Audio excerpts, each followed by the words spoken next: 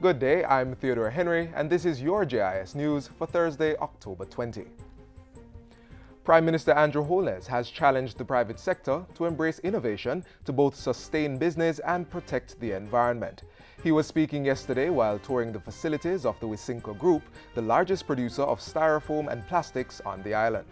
Mr. Holness urged the manufacturer to identify products in the Jamaican environment, such as hemp, which could be creatively used to replace styrofoam and plastics which congest the environment.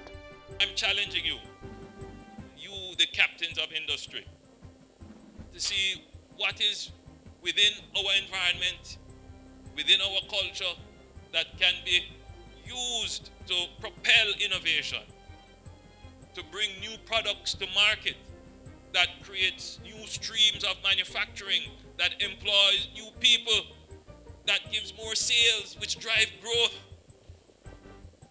Innovation. The Prime Minister's comments come as the Senate recently passed a private member's motion proposing a ban on styrofoam and small single-use plastic bags. The Wisynco Group said it was pursuing several initiatives to be an environmentally friendly business, but urged that implementation of such a ban must consider the impact on consumers and workers. Prime Minister Holness agreed, even as he insisted that plastic was a big problem that could hinder government's push for inclusive and sustainable growth. We do have a problem with plastics. It is not necessarily the solution to ban plastics, and it may not be the appropriate solution, but it must be debated, and this is a very good opportunity for bringing to the public's attention the various sides of the arguments. The Compensation Committee, established to determine recompense for persons affected by the May 2010 operation in West Kingston, should begin its work by the end of this month. On Tuesday of this week, the Justice Ministry revealed that Cabinet had appointed retired President of the Court of Appeal, Justice Seymour Panton, to chair the committee. His appointment is in keeping with the recommendation from the West Kingston Commission of Inquiry report. The two remaining members of the committee are to be named shortly. They will be mandated to investigate all claims brought by aggrieved persons and to determine the compensation payable to those who sustained injuries in the operation, as well as to the personal representatives of deceased persons. Government has indicated that it is prepared to honor those legitimate claims, even if the time frame established in law has expired. The Compensation Committee has been given 9 months from the start of its appointment to conclude its work. In the meantime, it is expected that the ad hoc committee of Cabinet, established to advise on government's execution of the Commission of Inquiry recommendations, will make its final report before the end of October.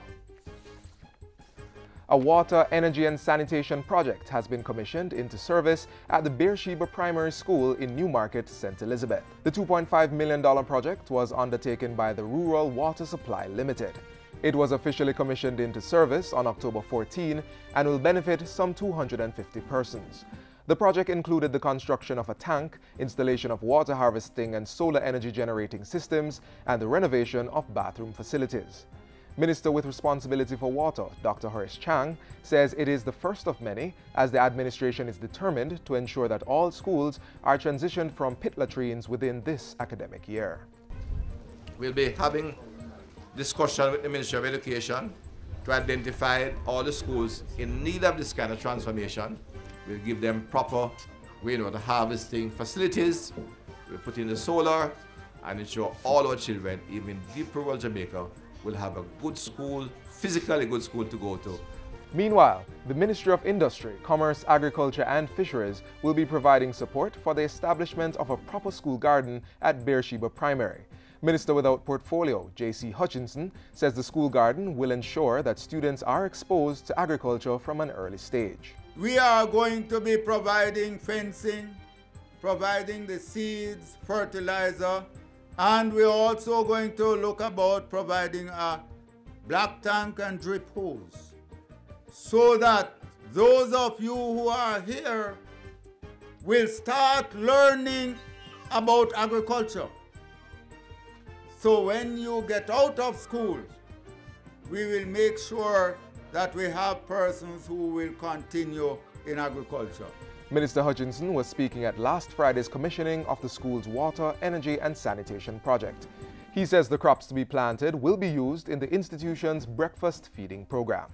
And finally, Chairman of the Public Broadcasting Corporation of Jamaica, Gladstone Wilson, says the agency will be taking steps to expand its reach. He was speaking at a recent JIS think tank. We want to do a number of things by expanding our reach and make our programming a little more robust to try to cater to all Jamaica, because you cannot be a public broadcasting system unless you're available to everyone. The PBCJ was created in 1997 by an Act of Parliament. Its mandate is to provide public broadcasting services to promote positive values and attitudes within the society and the dissemination of news, information and ideas on matters of general public interest, among other things. In keeping with that, the agency has organized a symposium to address several issues affecting public broadcasting in Jamaica. The three-day event wrapped up at the Jamaica Conference Center today. And that's it for JIS News Today. I'm Theodore Henry. Thanks for watching.